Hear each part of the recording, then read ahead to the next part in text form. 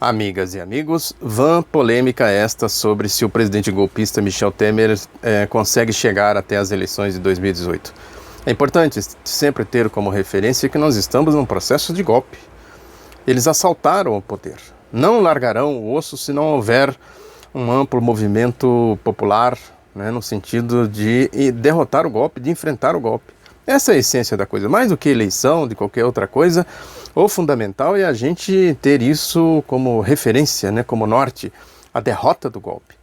Não seria a simples derrocada do presidente golpista que resolveria toda a questão. Eles têm um projeto de poder, eles têm um programa de governo, esse programa que eles estão aplicando aí, a PEC 55, as reformas trabalhista, previdenciária. Isso está no documento A Ponte para o Futuro do Michel Temer, que ele apresentou muito antes da consumação do golpe. Num programa do PMDB na televisão, saiu aí na mídia de uma maneira geral. Agora, esta ponte para o futuro surgiu da cabeça do Michel Temer? Ele sentou na mesa e resolveu escrever tudo aquilo lá? Evidentemente que não seria ilusão achar isso. Aquilo lá foi costurado, foi alinhavado ponto por ponto, linha a linha, e ele simplesmente assumiu aquilo, porque era a ferramenta que eles tinham, era o instrumento que eles tinham, era o Temer e a sua trupe, para consolidar, para pilotar o golpe naquelas circunstâncias. Evidentemente que essa equipe do Temer não inspira confiança neles, nos ideólogos do golpe. É por isso que tem aí essas confusões todas. Se a gente pegar, por exemplo, a atuação da Operação Lava Jato, a gente vê isso nitidamente. Não tem uma linha de atuação, não tem coerência lógica no que eles fazem. Eles pegam uma coisa, um ponto, puxa, vê que não dá nada, larga para lá. Pega outro, puxa, vê que não dá nada, larga para lá. Aí vai criando um emaranhado, tudo embaraçado, ninguém consegue entender exatamente o que eles estão fazendo. É isso que eu chamo de politicagem, picaretagem, a indústria lá das delações do Sérgio Moro, a indústria da delação premiada, das negociatas políticas. Isso é evidente, está claro. Agora pegaram aí o Marcelo Odebrecht para fazer o depoimento nesse processo aí do TSE, que pede a cassação da chapa Dilma Temer. Ele foi lá e disse o óbvio, que realmente houve doação para o Temer, para Dilma, não sei mais para quem. Agora, é isso que eu sempre falo aqui, descobriram a pólvora, a questão do Caixa 2, a questão da doação eleitoral.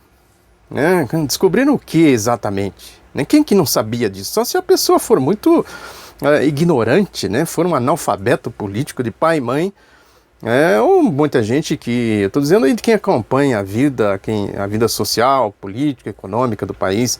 É evidente que a massa, o grande povo, certamente tem dificuldades para compreender tudo isso, até porque ela é vítima dessa campanha sistemática de desinformação da mídia. Mas quem acompanha as coisas sabe que isso, não descobriram absolutamente nada, o Marcelo Odebrecht não revelou nada, que pudesse justificar qualquer coisa no sentido de atingir o presidente golpista. E, portanto, é tudo uma encenação, tudo um jogo sujo, um jogo da politicagem. O que interessa para eles é exatamente barrar o ex-presidente Lula, tirar ele de circulação, inviabilizar qualquer projeto político dele. Nesse sentido, eu acho que é positivo essa tentativa de lançar aí a sua pré-candidatura já, porque cria um fato político, mas a essência de tudo é isso, quer dizer, como que eles conseguiram criar esse movimento político do golpe? É importante a gente ter isso como referência. A questão do enfrentamento que o ex-presidente Lula fez dos efeitos da crise internacional, da presidenta Dilma, o crédito do BNDES. Nessa questão, por exemplo, aí da conta de luz que nós estamos vendo aqui agora, isso é de uma picaretagem tão grande. O economista Lécio Moraes, da Universidade de Brasília, fez um estudo interessante sobre isso, que ele chegou à conclusão do custo fantasma. Ou seja, o Estado, o governo federal, estava pagando a amortização de investimentos que eles teriam feito lá atrás de maneira absurda. A presidenta Dilma tentou pôr uma certa disciplina nisso, e o resultado é isso que a gente está vendo aí agora. Essa campanha que se levantou contra ela, isso começou lá em 2002, nesse ponto. A questão do BNDES também tem muito a ver com isso, porque os bancos privados simplesmente queriam ganhar dinheiro na farra. É a lógica da crise, a lógica do capitalismo. Aí entra o BNDES, com aporte do Tesouro, no sentido de fazer com que a dinâmica econômica se mantivesse, para garantir emprego, garantir renda, né, proteger o país, enfim, dos efeitos da crise internacional. E tudo isso foi criando um movimento político contrário ao governo da ex-presidente Dilma e também um movimento de difamação, de perseguição ao ex-presidente Lula, que é essa caçada infame, indecente, imoral, movida aí pelo Sérgio Moro e sua trupe, e sua cambada. Então, a gente vai compondo as coisas para chegar à conclusão de que o golpe foi cuidadosamente montado e ele tem um fundo ideológico. Essa questão do poder econômico, a questão da crise do capitalismo, como eles se viram nisso, como eles garantem o poder, né, que eles assaltaram. Assaltaram para quê? Com qual objetivo, com qual finalidade? Manter os seus privilégios. Né? Na crise eles mantêm o deles, o resto que se dane. Essa que é a lógica da coisa, essa é a lógica do golpe. Se isso não for derrotado, não adianta dizer que o Michel Temer pode ser atingido aqui, atingido. É ilusão da grossa, ilusão grande achar isso. A Operação Lava Jato não serve para isso, como eu disse, ela não tem coerência, não tem lógica, picaretagem de alto a baixo, Deltan Dallagnol, esses delegados da Polícia Federal, os outros promotores, o juiz Sérgio Moro. Tem aí o caso do Cunha agora, que esse juiz lá de Brasília mandou as perguntas que o Cunha tinha feito para o Temer, mandou que as perguntas fossem enviadas para o Temer. Agora tem lá, ele responde se ele quiser. É evidente que ele não vai responder nada. Isso é tudo encenação, tudo jogo de cena. Mais uma vez eu insisto aqui que é necessário a gente ir na essência da coisa.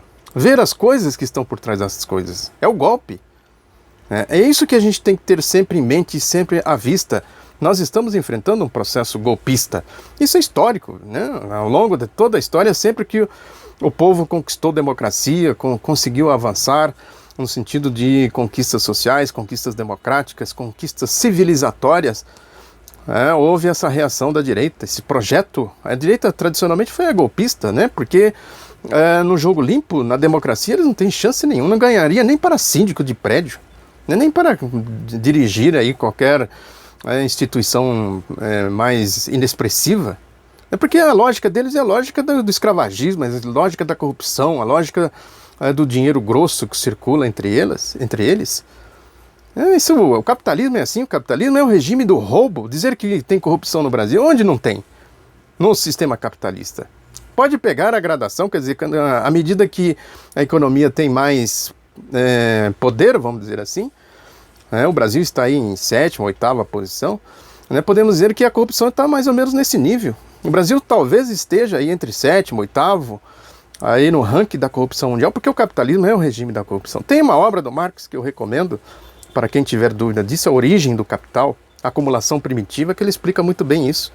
Como que eles ficam ricos, como eles formam cartéis, monopólios, impérios, trabalhando duro, de sol a sol, batendo cartão, para a gente refletir. Quer dizer, essa turma toda aí do roubo, da pilhagem, no caso aqui do Brasil, do povo, eles pilham o povo, parasitam o povo, são esses aí que deram o golpe, esses aí que estão no poder. E como eu disse, eles têm um projeto, têm um programa, eles não vão largar o osso se não tiver uma conscientização popular, um grande movimento de massa para escorraçar, enxotar esta turma aí, esses verdadeiros bandidos assaltantes, que tomaram o poder à base da mão grande, com o impeachment fraudulento contra a ex-presidenta Dilma. Muito obrigado pela atenção, divulgue Outro Lado da Notícia, um abraço e até a próxima.